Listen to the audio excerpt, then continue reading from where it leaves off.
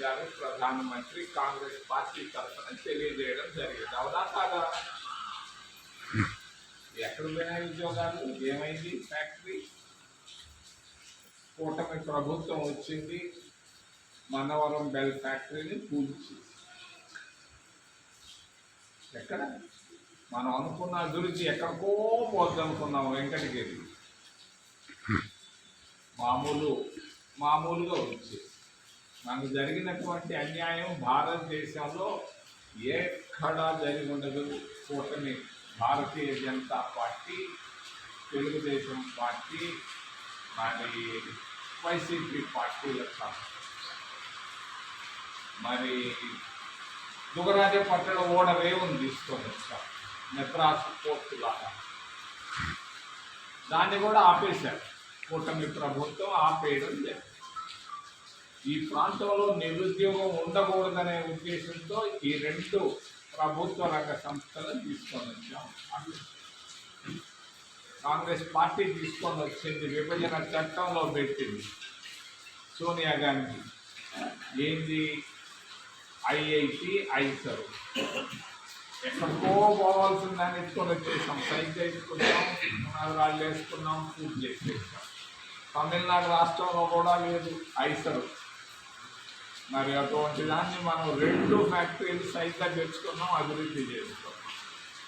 మన ఊరికి ఒక జాతీయ రహదారిని తీసుకొని వచ్చాం,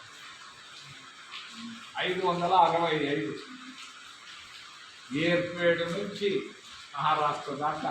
నేను నాగార్జున సాగర్ దగ్గర మన ఊరికి మనం తీసుకొచ్చినటువంటిది అక్కడ ఉంది 565 జాతీయ రహదారి. మాదేనంటే చెప్తా మీదంటే నేను ఇచ్చిన జాతీయ రహదారి. పాపం డాక్టర్ మన్మోహన్ సింగ్ గారు ఎక్కడున్నారో కానీ పాపం కాంగ్రెస్ పార్టీ చల వల్ల, సోనియా గాంధీ ఆశీస్సుల వల్ల 7 కొండలకి 7 జాతీయ రహదారులు తీసుకొని వచ్చాం యూపీఏ ప్రభుత్వంలో. మరి తిరుపతి నుంచి చెన్నై, తిరుపతి నుంచి కొచ్చిన్, తిరుపతి నుంచి బెంగళూరు, తిరుపతి నుంచి అనంతపూరు, తిరుపతి నుంచి హైదరాబాద్, తిరుపతి నుంచి నాయుడుపేట, తిరుపతి నుంచి రేణుగుంట మీదుగా మహారాష్ట్ర దాకా 3600 కిలోమీటర్లు. ఆ రోజు 20 కోట్లు, ఈరోజు దాదాపుగా 80-90 కోట్లు అవుతా ఉంది ఒక్క కిలోమీటర్. మనం దాదాపు 70,000 కోట్ల రూపాయలు కాంగ్రెస్ పార్టీ వలన తిరుపతి నియోజకవర్గానికి, మన ప్రాంతానికి జాతీయ రహదారులు తెచ్చుకోగలిగాం. తిరుపతి అంతర్జాతీయ విమానాశ్రయాన్ని తెచ్చుకోగలిగాం. మరి దుగరాజపట్నాన్ని తెచ్చాం, మనవరం బెల్ ఫ్యాక్టరీలు తెచ్చాం, ఐసర్లు తెచ్చాం, ఐఐటీలు తెచ్చాం. అన్నీ తెచ్చినా కూడా అంగట్లో అన్నీ ఉన్నాయి, ఉన్నోళ్ళందరూ లేరు. చివరికి జరిగింది కృష్ణయ్య, మన చెప్పం శ్రీనివాసుడు. వీళ్ళిద్దరు తప్పించి పాత వాళ్ళు ఎవరుండారు? జనార్దన్ రెడ్డిని మనం ముఖ్యమంత్రిని చేశాం, చచ్చిపోయాడు పాపం, ఎక్కడున్నాడు మహానుభావుడు. జనార్దన్ రెడ్డి కొడుకు ఉన్నోళ్ళంతా తీసుకెళ్ళిపోయాడు పక్క పార్టీలో. రాజశేఖర్ రెడ్డిని ముఖ్యమంత్రి చేశాం, రాజశేఖర్ రెడ్డి కొడుకు ఉన్నోళ్ళందరినీ తీసుకెళ్ళిపోయారు. ఈ విధంగా కాంగ్రెస్ పార్టీని బలహీనం చేసినారు. దానివల్ల మనం ఎంతో బాధల్లో ఉన్నాం. అందుకొరకే సోనియా గాంధీ గారు, రాహుల్ గాంధీ గారు అమ్మగారిని పంపించారు చూద్దామని. ఎందుకు? పార్టీ పరిస్థితి ఏంటి వెంకటగిరిలో? మరి వెంకటగిరిని బలహీనంగా ఉన్నటువంటి వెంకటగిరిని ఏ విధంగా బలోపేతం చేయాలి, ఏ నాయకుల్ని పెంచాలి, ఏ విధంగా పెంచాలన్న ఉద్దేశంతో వారిని పంపించడం జరిగింది. ఇంకొక మాట చెప్పి ముగిస్తా. చాలా అధ్వానమైనటువంటి పరిస్థితులు 30 సంవత్సరాల క్రితం భారతదేశం 1991 సెప్టెంబర్లో భారతదేశంలో ఉన్నటువంటి ప్రభుత్వానికి సంబంధించిన బంగారుని బయట దేశం లండన్కి విమానంలో పంపించి మరి కుదోబెట్టి డబ్బు తీసుకోవడం జరిగింది. భారతదేశం విదేశీ మారక ద్రవ్యాన్ని తీసుకోవడం జరిగింది.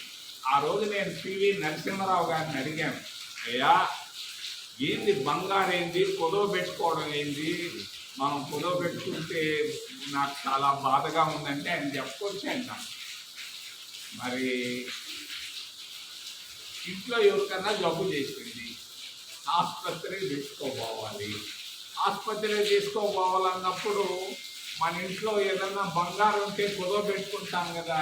అంటే మనం ఈరోజు జబ్బు చేసింది భారతదేశానికి, ఈ జబ్బుల నుంచి బయటపడాలి, అందుకొరకే దీన్ని మనం కుదవ పెడుతున్నాం, బంగారు బాధపడొద్దని చెప్పాడు.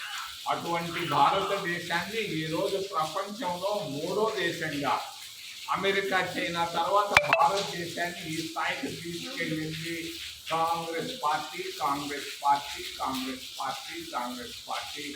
ఎక్కడున్నాడో డాక్టర్ మన్మోహన్ సింగ్, ఏమేం చేశాడో, ఏది చేసినా కూడా ఈరోజు భారతదేశం 3వ స్థాయికి వెళ్ళింది అని అంటే వీళ్ళ వల్ల కాదు, కూటమి ప్రభుత్వం వల్ల కాదు, భారతీయ జనతా పార్టీ వల్ల కాదు, ఈ ప్రాంతీయ పార్టీల వల్ల కాదు, ఒక కాంగ్రెస్ పార్టీతోనే ఇది సాధ్యం.